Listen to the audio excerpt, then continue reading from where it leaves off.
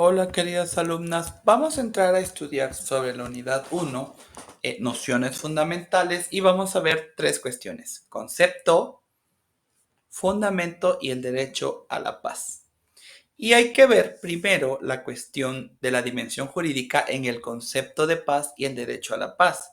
Ya habíamos visto, bueno, les había comentado en el video de bienvenida, que la paz es uno de los valores máximos de la existencia humana, que está conectado con todos los niveles de aquella, es decir, de la existencia humana, y obviamente nos afecta todas las dimensiones, en todas las dimensiones de la vida: interpersonal, intergrupal, nacional, internacional, y además la paz es un proceso dinámico, mas no estático. La Conferencia General de la UNESCO sostiene que la paz, y lo había también hablado en la primera cápsula, no solamente es la ausencia de conflictos armados, y pone de manifiesto que no hay paz cuando existen flagrantes violaciones a los derechos humanos, puesto que la paz tiene un contenido que es la existencia de justicia entre las sociedades y el reconocimiento de la igualdad y la dignidad de todos los pueblos y la cultura. En efecto, la paz, el desarrollo y la protección de los derechos humanos mantienen estrechos vínculos. El desarrollo y el respeto a los derechos humanos tienen un impacto obviamente directo sobre la paz y son, por cierto, sus elementos esenciales. Participan en su definición, al igual que en su ausencia de conflictos armados. ¿Cómo podríamos definir la paz? La podríamos definir entonces como la ausencia no solo de conflictos armados, sino también como la ausencia de toda violencia estructural causada por la negación de las libertades fundamentales y por el subdesarrollo económico y social. La paz no puede ser perenne si no está concebida de manera positiva y dinámica. Por lo tanto, la paz se advierte que es sinónimo de respeto a los derechos fundamentales de todo ser humano y también de la libre determinación de los pueblos. En la Declaración sobre los derechos, sobre el derecho de los pueblos de la paz, que viene de ahí de 1984, se consagra la paz como un derecho humano colectivo y se estima como un derecho de solidaridad o de tercera generación que, conjuntamente con el derecho al desarrollo, a la libre determinación de los pueblos, el derecho a un medio ambiente sano y ecológicamente equilibrado y el derecho a un patrimonio común de la humanidad, son derechos que responden a las actuales necesidades del hombre y de la propia humanidad en su estado de desarrollo presente. Y por otro lado, estos son consecuencias de los problemas que afectan a la humanidad. El derecho a la paz, siguiendo la declaración, proclama solemnemente que los pueblos de nuestro planeta tienen el derecho sagrado a la paz. Entonces, es un derecho que debe de protegerse y fomentar su realización en el Estado, a fin que pueda asegurar el mismo hacia la eliminación de la guerra. La paz, entonces, alumnos, es un derecho inalienable del hombre y de toda la familia humana, por ser de condición misma para el ejercicio de todos los derechos humanos. De igual forma que la paz y los derechos humanos son indivisibles y conciernen a toda la humanidad. Desde el plano de anteproyectos, aquí vamos a hablar del tercer Pacto Internacional de Derechos Humanos relativos a los derechos de solidaridad. Se señala que el derecho a la paz implica el derecho de todo hombre sin discriminación a oponerse a la guerra, crímenes contra la paz y de luchar contra toda propaganda a favor de la guerra, entre otros. Se manifiesta que todo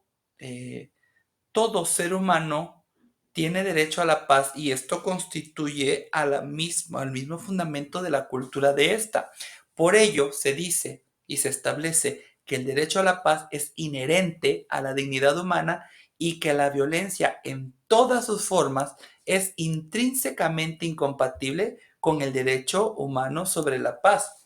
Ya en 1997, la Declaración de Oslo sobre el derecho humano a la paz reconoce que el derecho a la paz es inherente a la dignidad humana y que es una aspiración de todos los pueblos y que todos los seres humanos, aunque siendo reconocidos por especialistas en derecho internacional y derechos humanos, su naturaleza legal sigue siendo un debate como ocurre con los demás derechos de tercera generación. Podemos afirmar entonces que el derecho a la paz es un derecho autónomo que no puede entenderse únicamente en un sentido tradicional. ¿Qué, qué quiero decir con esto del sentido tradicional? No solo basta que entendamos al derecho a la paz como el derecho a vivir en paz, en un mundo sin guerra, sino también debemos entender el derecho a la paz como un derecho que engloba todos los demás derechos humanos. ¿Por qué? Porque todas las cuestiones que impiden la realización del derecho a la paz inciden directamente en el ejercicio y disfrute de los derechos humanos y por ende son un obstáculo en la afirmación de los derechos humanos y de los logros en el campo de los derechos humanos y de la paz. En suma, sin el reconocimiento a los derechos humanos no puede haber paz. Y esto únicamente es hablando de la dimensión jurídica que para nuestra carrera y para la materia es lo que debemos de considerar. Existe también una definición y una dimensión religiosa que no voy a tratar porque ya lo dice claramente, habla de una cuestión religiosa en donde sí, claramente la Iglesia Católica ha tenido la batuta de la cual se ha instaurado la paz, pero ese es otro tema que como abogado y como su profesor no voy a tocar y el tema que les voy a tocar es el fundamento de la paz. Ya nos queda claro que la paz, como todo derecho humano, se afirma en tres principios fundamentales: la autodeterminación, la igualdad y la no discriminación.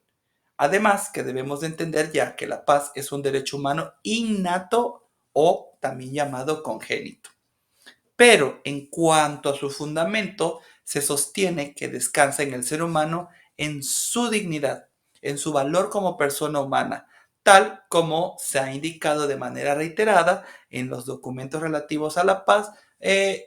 Uno de los instrumentos más importantes es el que les comentaba yo, la Declaración de Oslo sobre el Derecho Humano a la Paz de 1997.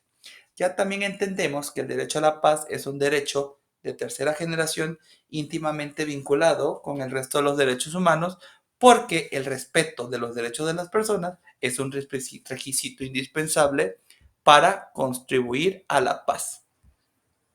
Y en otros instrumentos internacionales, vamos a ver que ya les contaba yo en la primera cápsula que en 1996 se da el Año Internacional para Erradicar la Pobreza y en el decenio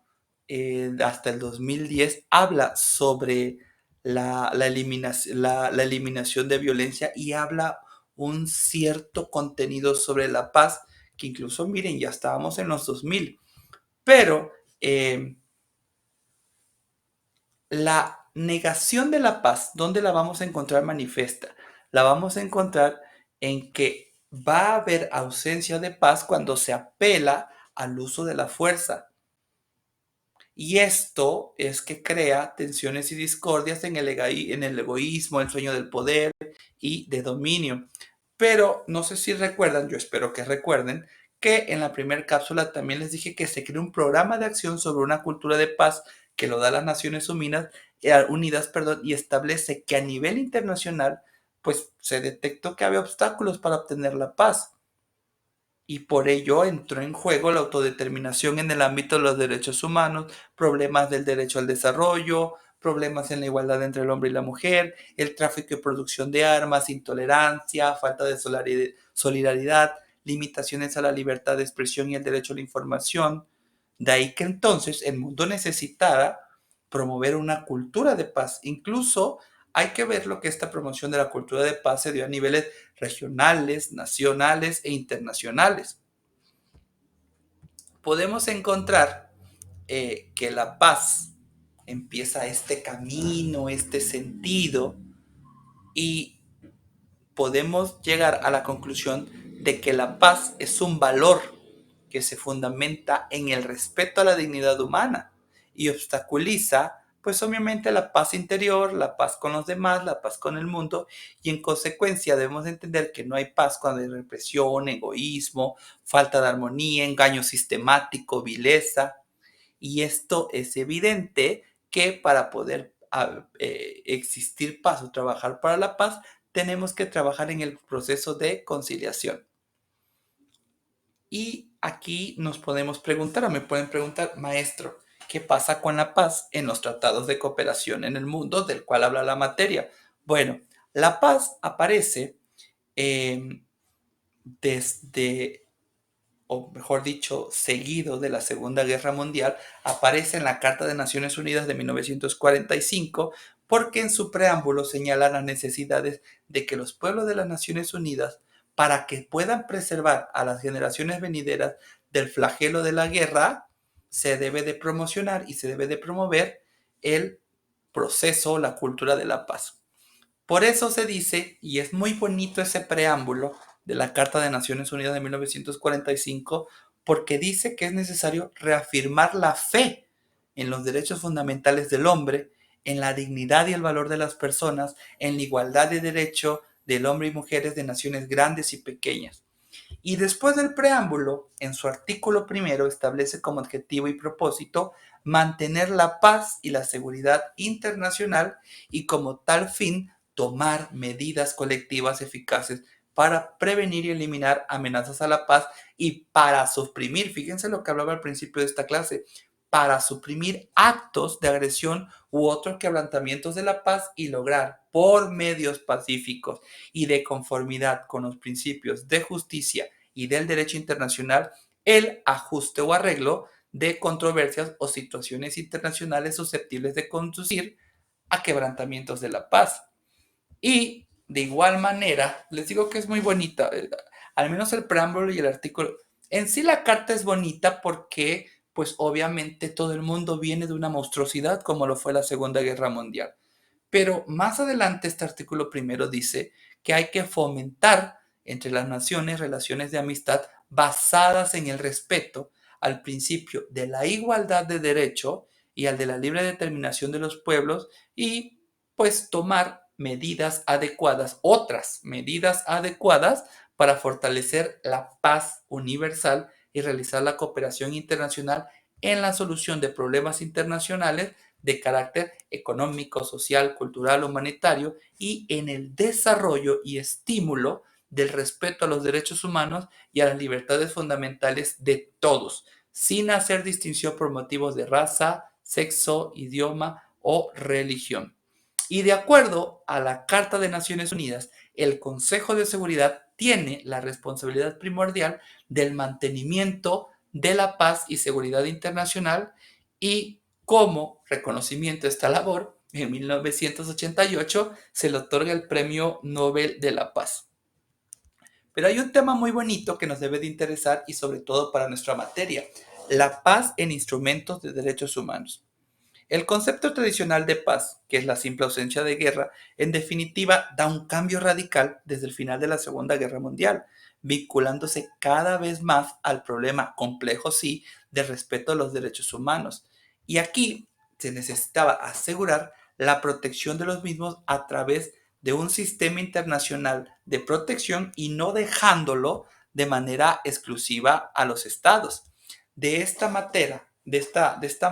estimados alumnos, tenemos que reconocer el carácter vinculativo e inseparable de la paz y los derechos humanos para determinar que la paz se perfila como un derecho autónomo, individual y colectivo que implica el derecho de las personas y de los estados a vivir en paz, derecho sagrado de todos los pueblos que exige para su concreción la realización efectiva y plena de los derechos humanos. ¿Por qué? Porque, como se los dije al principio de esta clase, de esta cápsula, sin el reconocimiento a los derechos humanos no puede haber paz. Hasta entonces.